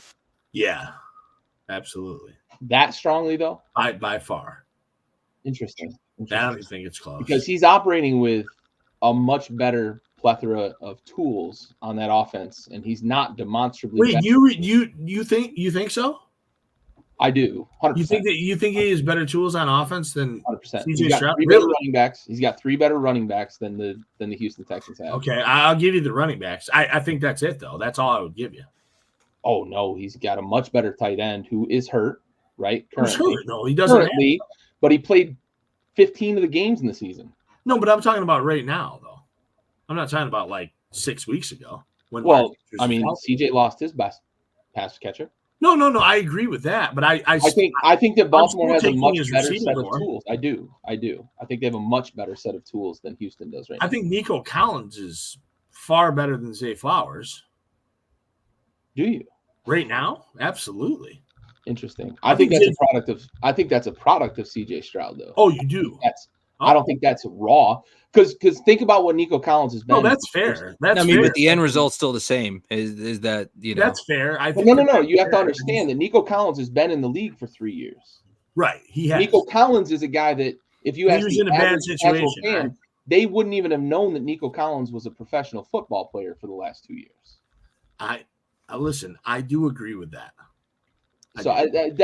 All those things considered, to me, Collins and Ferguson is way better than whatever Lamar Jackson has. Really? Isaiah Likely. I can't believe you're surprised by that. Isaiah Likely is quite good. Who? The backup tight end. I know. The Ravens. He's not Ferguson though. He's not having that kind of year. Or not Ferguson. I'm sorry, Dalton Schultz. Yeah, Schultz. Okay. No, you got Schultz from Dallas. I think Schultz is much better, right? No, I don't. Yes, dude. You don't think so? I don't think so. Wow, I'm surprised by that. Look, I'm I think you're telling me a lie right now. What's that? I think you're telling me a lie. You don't think that Schultz is much better than Likely? I don't. Really? He's 59 and 600 on the year, and he's been the number one option at tight end all year. Isaiah Likely is 30 and 400, and he's been the backup for 2/3 of the season. To the best tight end in this game, he's been the backup. I think there's a difference between best tight end and most targeted. Yeah, Mark Andrews isn't the best tight end, right? Mark Andrews. But Mark Andrews he's injured though. We're not. But do you think he's better than? You think he's the best in this game? Sorry, right? Not in okay. Just in the comparison between Schultz and Likely. I think they're pretty similar. I don't think that Likely's better than Schultz. I'll give the edge to Schultz. Sure. That's where I'm at on it. I don't know. I look at this and I've looked really hard at Lamar Jackson because he's like the consensus MVP and I don't know why. So maybe I'm operating from a space of like I've really dissected Lamar Jackson's numbers. CJ Stroud has had a fucking unbelievable year. Yeah. And I don't think that Lamar Jackson in this game is that much better than CJ Stroud. I just don't. I think you can go the vet route and say maybe he's been here before, but I'm going to tell you right now, Lamar Jackson feels a lot of fucking heat. He's also been sitting for 2 weeks. So there's that factor and the fact that he's got to listen to all the media talking about the fact that he can't get it done in the playoffs. I like Houston's chances in this game. They're a 9.5-point favorite, and I can't figure out, or a 9.5-point dog, and I can't figure out why. So I think 9.5 points is disrespectful as fuck. I don't think it is at all. I like the. You're wrong. I like the whole like the heat aspect that you just said. I fuck with that. I think it's valid as shit. I don't like the sitting thing. So like when everybody's like, oh, they sat down. Those dudes, they didn't go like to the beach. They weren't at home, like chilling out on the fucking couch for 2 weeks. I think the issue with that, they were just being out of shape. This isn't like summer weeks. This is like they work the whole time. I always hate that shit. There's a lot of empirical evidence that it's a problem though. There's one or two of these top seeds. Back when we used to have 2 buys in the league. Yeah, you can ice the team. There were a lot of losses by 1 and 2 seeds. And there should be when there's more teams. But right, maybe that had 2 buys. But maybe that has more to do with the off week cycle and what happens within that, what the staff decides to do with those players in that time, right? So like if you're not running a tight ship like we're expecting the Baltimore Ravens to do, is Jim Harbaugh going to make the best of those 2 weeks? Or are you going to have a fucking Artie Smith that's going to like milk it during the bye week and still decide to put Bijan Robinson on fucking kick returns? Well, and Senior brings up the Baltimore not being thought of as a top team, right? No, none of us picked them. Right. Yeah, no, we all not picked at all. Cincy, right? I'm still not 100% sold on them, and they're my fucking Super Bowl pick. I mean, I think if Cincy didn't exist, I was the only one who would have picked Baltimore, right? Because Gary picked Pittsburgh to be a wild card, and I think you have quietly been a Baltimore stan for a while. No, not really. Like I only thought they'd win like 9 or 10 games. Yeah, I just thought they'd be a wild card. Yeah, but like when I watched the Detroit game, and I was like, "Oh fuck, we're about to have a good game," and then they just got fucking raped, and then every game after that, besides like the Steelers, which is a divisional game, they just fucking beat people up. Well, they lost 2 games after that. Was it 2? Who's the other one? They lost to Indy also. Oh, the Indy one was in there too? Okay. So but that's a playoff caliber team. They had a shot to get in the playoffs in the last week of the season. So like I'm not using that as like a diminishing factor. Right. So they lose 2 games in like 10 weeks or something, right? That had to been 10 weeks or like 11 weeks. It wasn't 6. Because they played Detroit in like week 6. No. 1, 2, 3, 4, 5, 6. No, I'm sorry. I'm going fucking backwards. You're right. Right. Okay. So they did only lose 1 game. I'm reading it fucking backwards. That's 100% on me. They lost 1 game since then. You're absolutely right. Oh, it was only 1? Okay. So it was because I was reading the fucking schedule backwards. They lost to Indy in like week 2. They went on a thing and like they beat some teams. Like the San Fran thing to me was the most eye-opening. And maybe that's because like what Raul wants to say is like I've been a San Fran stan because I fully have. This year, last year, I think I picked them to win last year. Picked them to win this year. I say quietly because whenever they have gone well, you've always talked about how lethal Lamar Jackson can be. But yeah, for sure. I've had my reservations. Like last year, Lamar's hurt. We don't know what we get, and we get kind of a shit sandwich. And now it's just like, man, that fucking team beats up teams. And not only do they beat up bad teams, but they beat up good teams. And you've got the 2 top teams left in the NFC right now, right? San Fran and Detroit. It's the 2 top seeds. They fucking beat those 2 teams, and I'm just shooting from the hip here, but it was like 90 something to like less than 20, I think, combined. Yeah. Yeah. Like they killed those fucking 2 teams. Yeah. Killed them.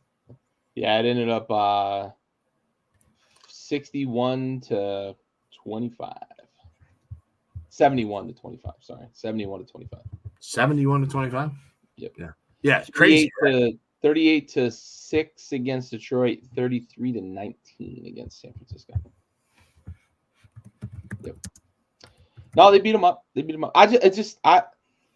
Maybe I'm buying too much into this Houston thing. I just like what I see from Houston, and I don't think you're sipping Kool-Aid. I think it's a completely logical possibility that Houston could upset Baltimore. It would be cool as fuck. I do worry about the time off for Baltimore. I worry about Lamar not being able to embrace the moment. We've seen it from him in the past. We'll see. He needs to get like. I think if it was, I think if it was the Bills that had the first round bye, I'd be worried about the 2 weeks. I think with Harbaugh as your coach, Baltimore's firing on all cylinders. I don't think they're in a position where that 2 weeks is going to be a bad thing for them. John was on the road a little bit during the off week, so. Listen, somebody's got to help his brother cheat. Okay, I had to point it out. Jesus Christ! Somebody's got to help put an asterisk on that national championship. Yeah. The Niners did have a little lull, but they did. I don't know. But they're back, and we'll see how they bounce back. I mean, that's one I'd worry about. D'Amico, I'm in on CJ, and I like what this defense is doing right now for Houston. They are 14-19-3 over the last 3 games they've played. Yeah. they're in a good spot right now. I don't know. We'll see. What's next 2 on the weeks off. docket? 2 weeks off for Baltimore, I think, is going to be a problem. Yeah. Well, we expect San Francisco to be another team that bounces back. Packers, obviously impressive show against the Dallas Cowboys. I think it said, the Dallas Cowboys, again, we talked about it before, but the Dallas Cowboys lost that game really more than the Packers won, right? I think they were the better fucking team, period. And there's no excuse why Dan Quinn shouldn't have had an answer to that. He didn't. Dak couldn't make a pass. Like, Dallas lost that way more than the Packers won. If they fired on all cylinders, the Packers are going to get fucking starched, and it's a 2+ possession win.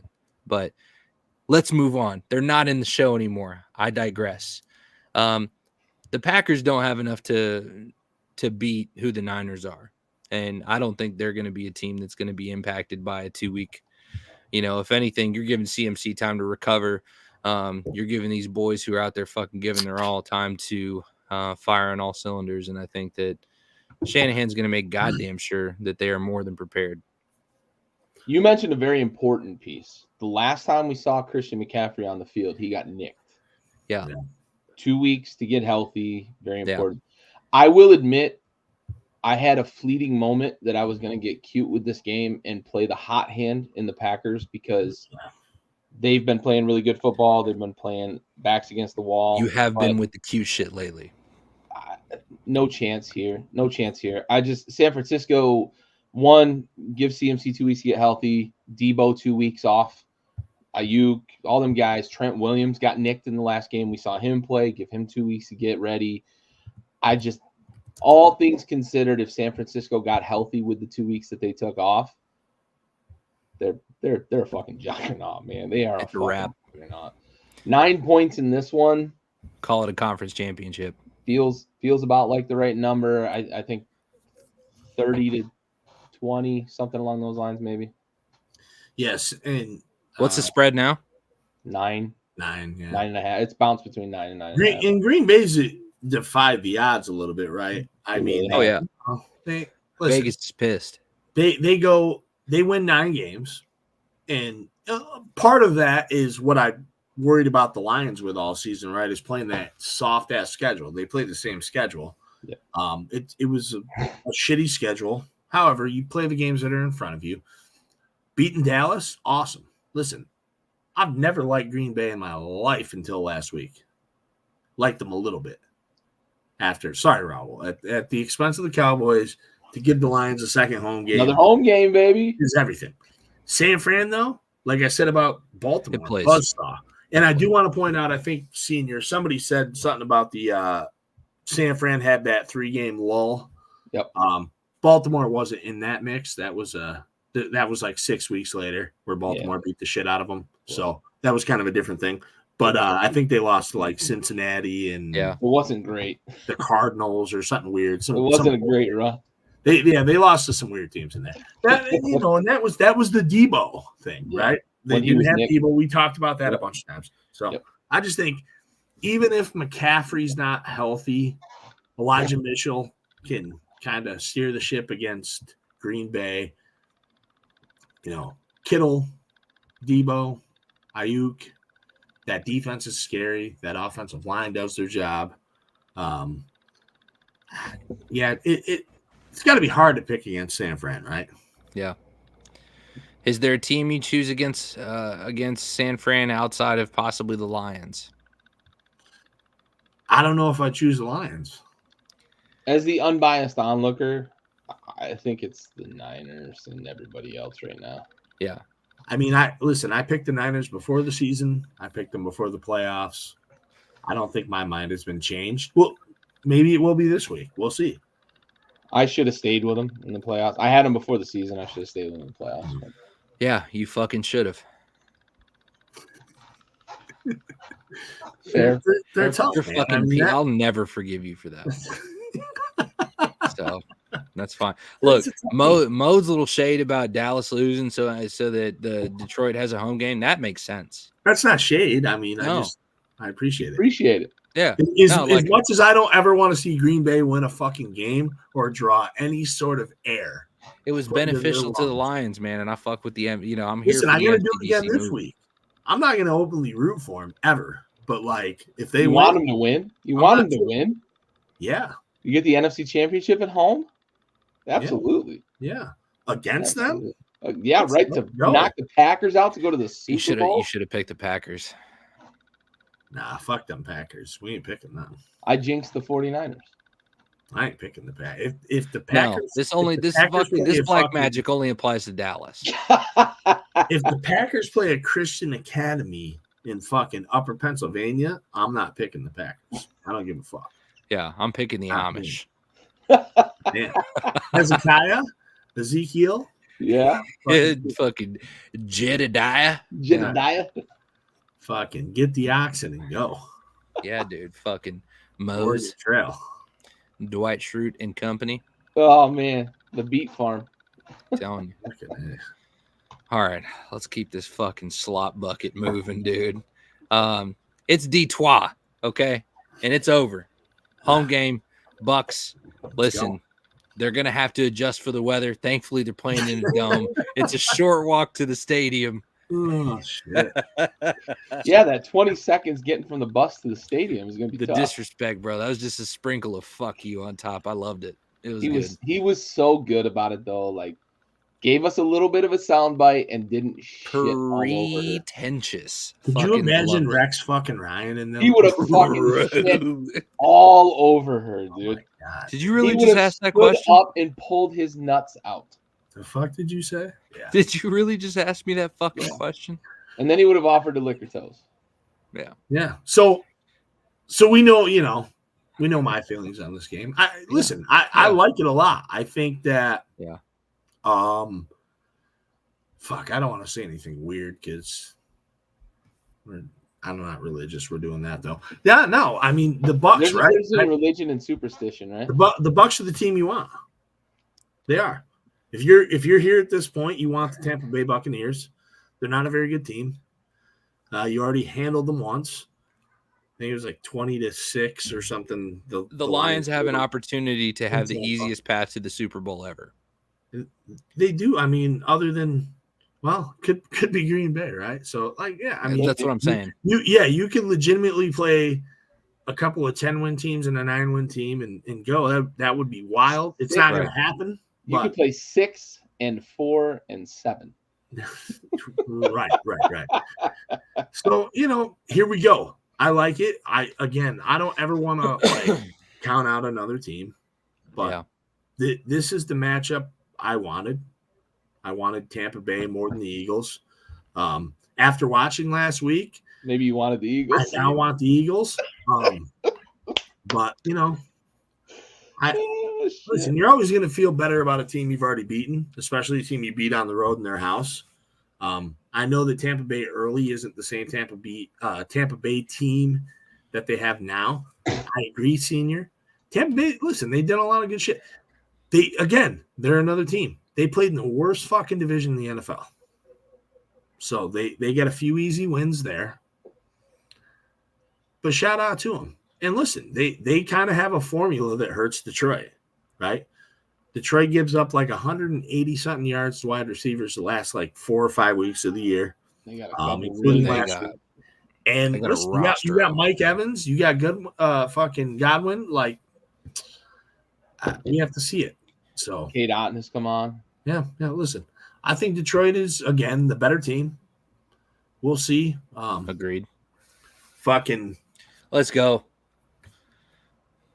MCDC baby. D-Town, baby. Fucking 4th and 26 on your fucking 30. We going. Go. Yeah. We're going. It's going to be Andy. It's going to be fucking 2-minute drill. They're going to be up by a score and a half. It's basically going to be ceremonial downs.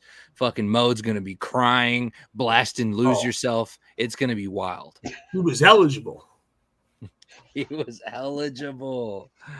No, the fuck he wasn't. Ball don't lie. How's that ball feel now, baby? On to the next one. Is that ball talking shit now or what? Listen, bro, we still fucking beat you. Yeah. Listen, I think this the is last going to time be the Cowboys beat the Lions on a questionable call. Do you remember that game? You are you talking about this last one? No. Before that. No. Probably the last one before playoffs, that. first round of the playoffs. Yeah. I don't know what dude on Dallas, some Neanderthal. Yeah. Pass interferes our tight end, Brandon Pettigrew. Right? Pettigrew. They call it. They pick it up after some deliberation. Not a penalty. Cowboys win. Go to the next round. You know what happened in that round? Dez Bryant didn't catch the fucking ball, baby. Dez Bryant. Karma. It's karma every time with these Lions. You Cowboys can't get away from it. This time of year, I have a Facebook memory that pops up, and it's me talking Cowboys fans off the ledge about the Dez Bryant catch. You got the call the previous week on the pass interference that got picked up. Yeah. Dez Bryant dropped the ball. That can't be right if this isn't right. You guys traded that 2-point conversion for an ass whooping at the hands of fucking Jordan Love. That's what happened. It was a deal with the devil. Deal with the devil. Constant. The Lions would have been playing the Packers, and y'all would have. Fuck, dude. They did dominoes with fucking Lucifer, and they lost. I mean, the sacrificial lamb, dude. I don't know what the fuck you expect from somebody that drinks fucking baby blood. Like, we're the king of fucking. Heart is still beating. We are a systemic existence of poor decisions. I like that phrase. I mean, it's the truth, and you're right. You can't recognize a goddamn Super Bowl that happened before you were 10 years old. That's why, like, look, I know the dynasty exists with the Dallas Cowboys, but I ain't never seen it. I was born in 90, Doug. Right, I don't know what the fuck that means. I remember one. I had an Emmitt Smith jersey. I was 7. Right, you were 7. Don't count. Yeah. I didn't know shit about fuck. I hate to take it from you. But that shit don't. You're not taking shit from me that I ain't taking shit from me. We've been bad for so long. I remember it. I remember the game. Yeah. That's all. I remember that game too. Yeah. I remember the Broncos game. I was like 3, but I remember watching that fucking game. It was what's crazy? Ridiculous. Is I remember the Super Bowl between the Bills and the Redskins, but I don't remember the game before that between the Redskins and the Lions at all. Yeah, I don't either. That's my thing. Like, I would have thought we played the Cowboys or the 49ers in that NFC Championship. Right. Everybody can have their own like rule of measurement. The Giants were good then. The way I measure it is always going to be the same. Yeah. I decided some years ago that 10 years old. And that's the cutoff. Well, here's the thing, because these fucking crazy lunatics in like Boston and New England, they just won like every championship for like 8 years. Yeah. And it's like, you kids that are 5, I'm not listening to that in 20 years. Yeah. Like, I don't want to hear that at all. You fuck, like, if. So here's something that supports that. Spurs. I don't remember their 99 championship, but I remember 03, 05, 07, 14. You know what I mean? Absolutely. I remember the 2005 Longhorns championship when I was 15. Like, I remember all that stuff, but I don't remember the 90 Super Bowls. I have no recollection of that. And that's what makes it better too. Like, I got Villanova twice. That's it for me. Like, I get Villanova. I could say the Yankees, but I don't really watch baseball. I used to when I was a kid. By the time I wasn't watching baseball anymore, the Yankees were back to winning. So, I got one from the 2 teams I care about the least, but that I'm a fan of. The Nats and the Caps have won championships. Yeah. Well, that's a byproduct of just where you live. Right, exactly. So 100%. That's I never had a baseball team that I really rooted for consistently. I never had a basketball team. Never had a hockey team. Right. Moved to this area.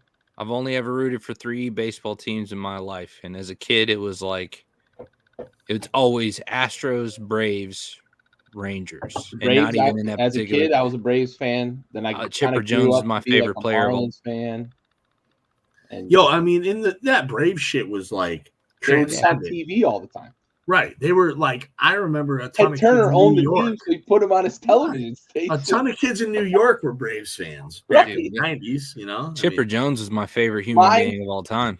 Yeah. My entire approach to pitching was based off of Greg Maddux.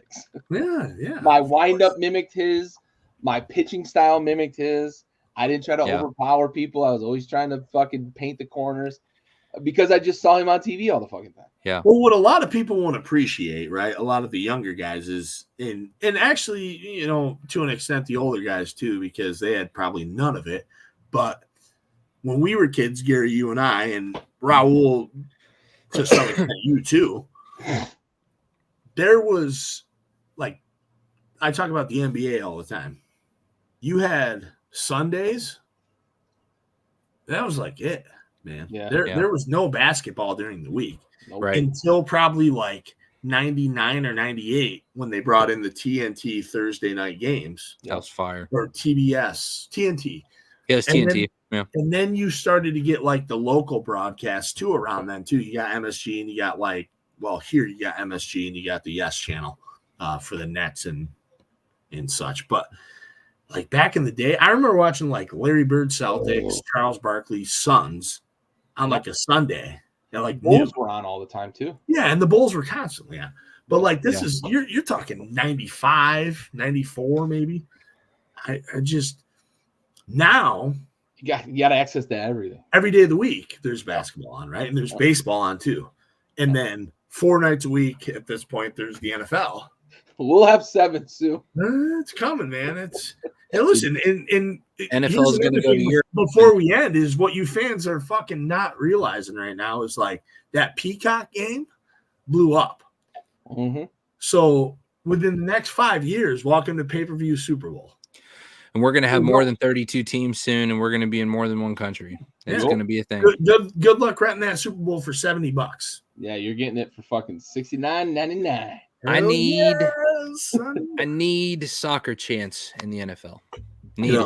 Need it, bro. Yeah. Need it. So that goddamn Biden raising the fucking price of football fucking games. Biden. Fucking guy.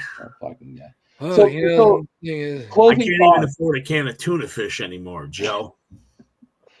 Closing thought on Lions Bucks. I think this is going to be a really interesting game because I really like Todd Bowles. I think Todd Bowles should have won 2 Coach of the Year in back-to-back years with the Jets because winning 5 games with those 2 rosters in each of those years was an absolutely Herculean fucking feat. So I've been a fan of Todd Bowles for a very long time. I think that this game is going to really come down to it was a bad roster. Yeah. But I think this game is really going to come down to the wonderkind in Ben Johnson versus what Todd Bowles can do with that defense. And, of course, Ben Johnson has the X factor. Him and Dan Campbell kind of work hand in hand to put that offense together. Because I do think that, like, Tampa's going to be able to put some points up on Detroit.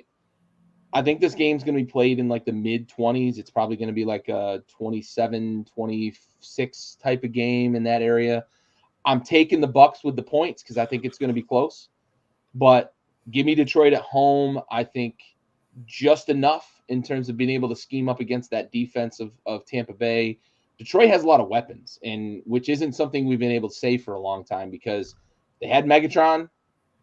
That was it, right? And we wanted Pettigrew to be that second guy. He never was. But wanted Marvin Jones to be that second guy. He sort of was. But they've got legitimate. Marvin Jones was him. Sure. He was. Sure. He had like 2,000-yard seasons. I got back-to-back fantasy Super Bowls with him. I'll never say a bad thing about that. He was a good second option. Fine. But won it with a WR1. They've got options at all 3 levels. And I say all 3 levels as receiver, tight end, and running back. And that's a big difference for me. And I think that's going to be enough for them to overcome. But I think it's going to be a very nip-tuck, tight game down the stretch. Maybe even the Lions are kicking a game-winning field goal in this game. Let's go. This might be the most fun game of the weekend. Yo, you just talked down fucking Marvin Jones. All right. On to the next game while Mode's doing his research because I think we still have one more. No, I think I agree with Gary. I think it's like a 27-20 game. Sure. One score game. It's definitely one score for sure. I think it's going to be a field goal game. What's the spread now? It's 6. It was 6.5. 6.5 last I looked. Yep. Yeah, it's bounced a little 6.5. Lions, right? Yep. Yeah. Yep. And make sure they're not stupid and trying to make the Lions and dogs. No, they're not getting cute in Vegas. Good. They're putting up a new casino this weekend. Hell yeah, brother. All right, and this is what everyone's expecting to be the game of the week. Buffalo's a fucking tundra. Kansas City not unfamiliar with the tundra, but yet we're all riding with Bills Mafia. We talked a lot about the momentum coming into the season. Kansas City, there's always been some concerns about the receiving. We talked earlier about his Pat back, or the Chiefs back rather, and then so with the Bills, I said something earlier about the slump and the timing of that slump, and I feel like they're in a swing now where the momentum is just going to be. It's going to be too much for Kansas City to handle. They're at home. That's going to be I don't give a shit if you're used to the cold or not. The Bills Mafia is going to be out there in full force. They will not. I mean, it's going to be a fucking bloodbath. I think it's going to be a nitty gritty, 1-score victory less than. I mean, give me what's the spread on that one? 3. Huh? 3. Up to 3 now. Yeah, it's 3. 3. Okay. Which means is Gary and I often talk about. I'll take the points. Yeah, sure. 3 to the home team means they think it's going to be even. Yeah. Yeah. The home field's worth a field goal. Right. So they think that game's a tie, essentially. Yep. Vegas doesn't know what to do. Yep. Just like I don't know what to do when people say fucking Bills Mafia. I hate it so much. Shut up, dude. I hate the Mafia. What? Shut up, dude. This isn't the Jets or the Giants. Why are they the Mafia? I've never understood that. Make it make sense. Who fucking cares, bro? Why do they call them nations? Everybody's fan base is the nation. It's Who whack. the fuck We're not cares, a very bro? creative species. Whack as fuck. I hate it so much. Redskins nation? That's offensive, bro. Well, that's posing. posing. Somebody was trying to offend Redskins somebody. nation. The Mafia thing makes no fucking sense. I hate it. I've always hated it. Just fucking hating for no reason though. Like I've always hated it for it doesn't even affect the past 2 years. Where what's the Lions call? The Lions they don't have one because they're not a bunch of homos, dude. Like I don't know what to tell you. The fucking it's lion just herd. Like the Lions, like we're fans. Yeah, flock of lions. Like what the fuck are they called? Why does it got to be the flock? Why are you making it sound weird? It's the fourth stable. Because my point is, who the fuck cares? Like I think so Cowboys. Strange. I think it's like Cowboys Nation, right? Like it's super fucking basic. Well, everybody says nation though. Circle the wagons. But what's the matter with Mafia? I like Circle the Wagons. I've always liked Circle the Wagons. Nobody circle the wagons. Like the Bison thing to it, like we Buffalo Bills. The Mafia, I've never understood. Is there? Having on the table, yeah. Is there a Mafia presence in Buffalo that I didn't know about? There is. No, there's not. The Eastern European, yeah. Bullshit. That's not real. It's not real. Is it the Polish? It's Eastern Europe, Poland, Russia, yeah. So it's not the Italian Mafia? No, it's the Slavics. No. Not real. Yeah. It's a communist. It's a syndicate more than a mafia, maybe. Yeah. Like, dude, if fucking dude, it's not real, dude. There's a huge. Listen, I just think I think it's a very odd stance to take. That's all I'm saying. Like, who the fuck cares, bro? Like, it's you're so hung up on the idea that his name Mafia, bro. Shut up. You're more hung up that I'm hung up than I'm hung up. Because it's gay, bro. Like, stop. Yeah, it is gay. You're right. Stop getting worked up about dumb shit. You're more mad than I am, which is weird. For sure. It's fucking irritating. I get you. Let them live. I'm with you. I'm with you. It is irritating. Let them live. Fuck, dude. Fuck. Damn, let them have some fucking happiness. They actually have a chance. No, not a chance. They actually have some chance. You fucking picked them. They do have a chance. So fuck you. Oh, no. I picked them to win a football game. Yeah, that's what I'm saying. They have a chance. So let them be the Mafia. We're the Bills sailors.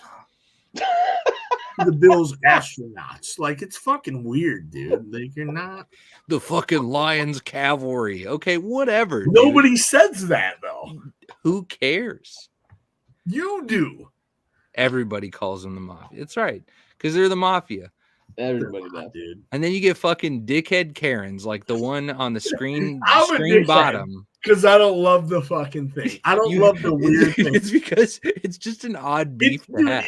It'd be like if you're the Colts and they're like fucking fly Colts fly. Like it's strange. It doesn't fit at all. There's nothing that makes the two things fucking connect. At least herd would make sense logically, right? The Bills herd. Like, circle the wagons makes sense. The Old West wagons, bison, like I can get with that. Like I don't. So because at one point in time, covered wagons, and you're so upset, and it's fucking fine. buffaloes. It's fucking the mafia, the fucking mafia. There's like 20 cities it could have fucking been, but not Buffalo. Listen. Well, when we get a football team in Sicily. The Giants Mafia should have been Giants Mafia. Would that have been more resonating with you? I would have liked it more. Yeah. New Jersey's got some mafia. Jets Mafia. Tony Soprano's from fucking Jersey. Yeah. Fair enough. Paulie Walnuts, they're all out there. Yeah. Gary's Googling mafia ties in Buffalo. No, I don't have to. It's literally part of my job.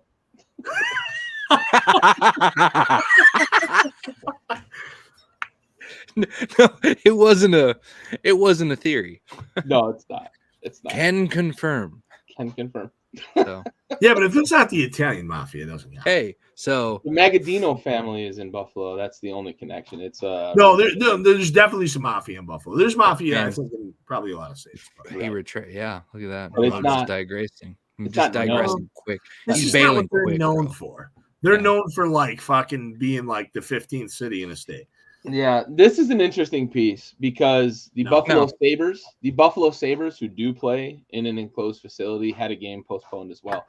I think we've gotten to a point where like cities are just going to postpone games with weather because it's unsafe to travel to the stadium, and I think that's what it's come down to. I don't know that like Bills fans in the end are going to want an enclosed facility because it's part of like their mystique, right? They show up with their shirts off. It's part of the mafia culture. It's part of the mafia culture. I just don't know if they're ever going to end up in that situation with like an enclosed facility. Maybe someday, but I don't know that it's going to change the issue they've run into because I think the state shuts down in a state of emergency and that impacts whether you can get to the game or not. And the NFL wants fans in the stands. They're not going to play a game without fans in the stands. Right. Unless rears its head again. Can we just dead the conversation for good? Like I want everybody to just – we don't need to talk about this anymore. Because there's been a lot of call for it. But about the dome? No. Here's the thing though. If the dome – if having a dome is your reasoning for that game being played, it doesn't matter. No. Because the game was never about the field. It was never. Never. They had people come shovel. So, to an extent, people came and shoveled.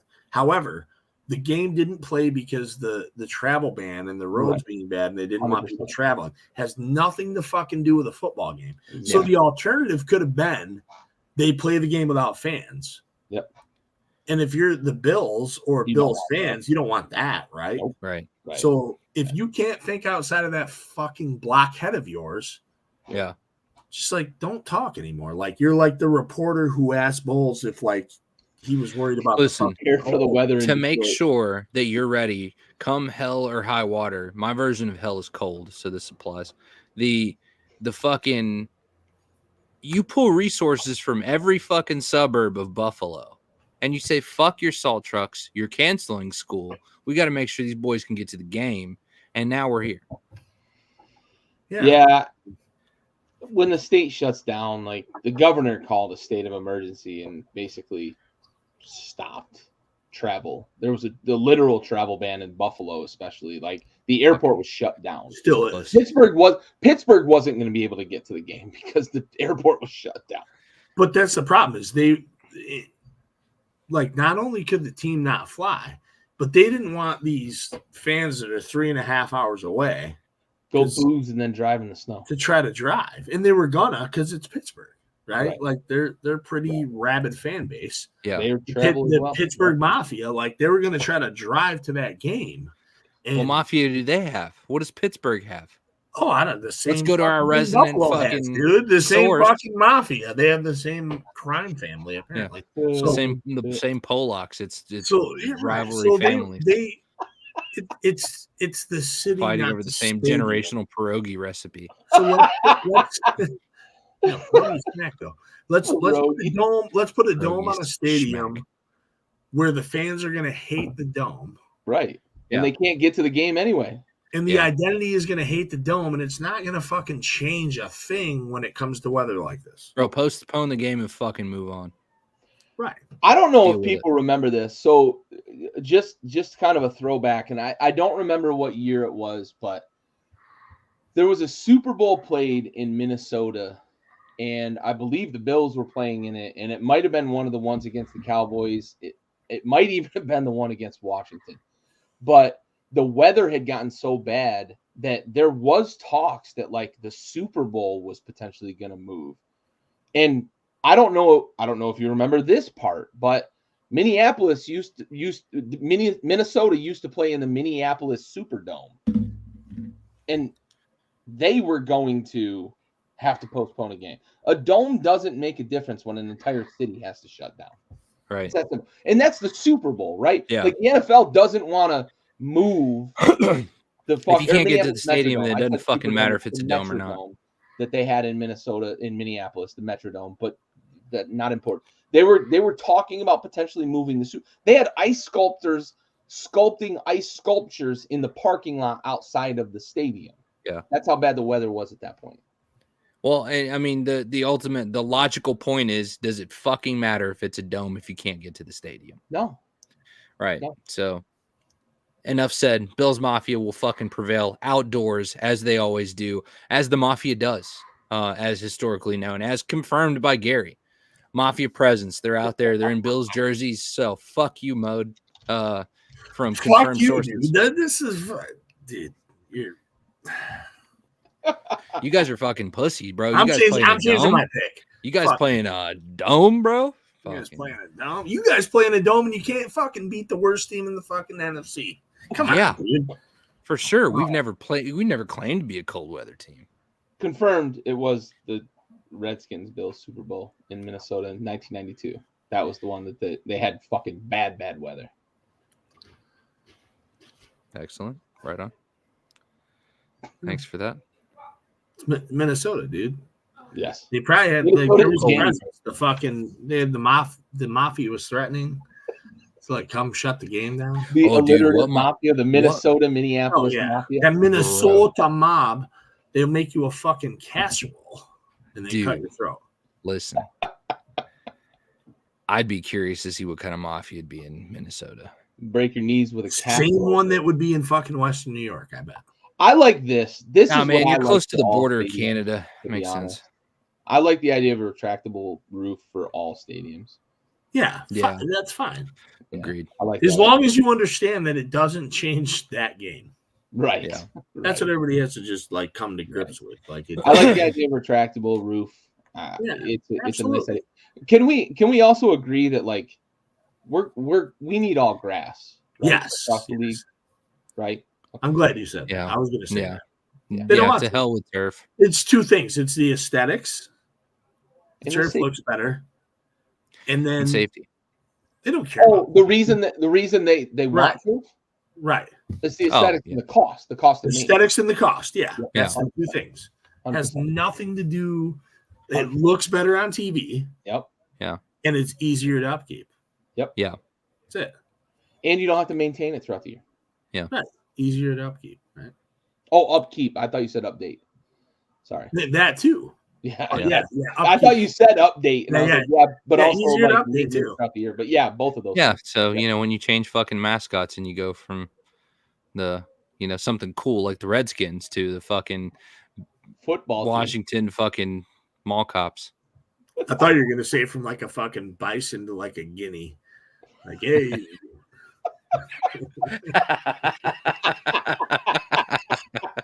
There's like the that. next step in this progression here. Oh, I dig Jesus. that. I dig that. Oh, Hey! Shout out Bills Mafia. Because y'all really are a mafia. Don't let anything that anyone else on this fucking program tell you different. Okay. Circle those wagons, you Amish fucks. You know, pull up on the horse and carriage. Oh, shit.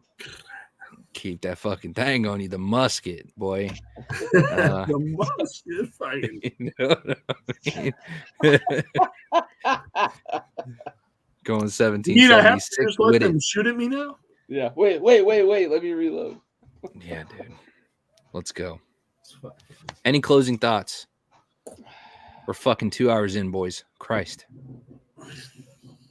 I'm This was excited supposed we to be get a the lot of short top week. seeds playing this weekend. The fact that we held chalk, I think we are.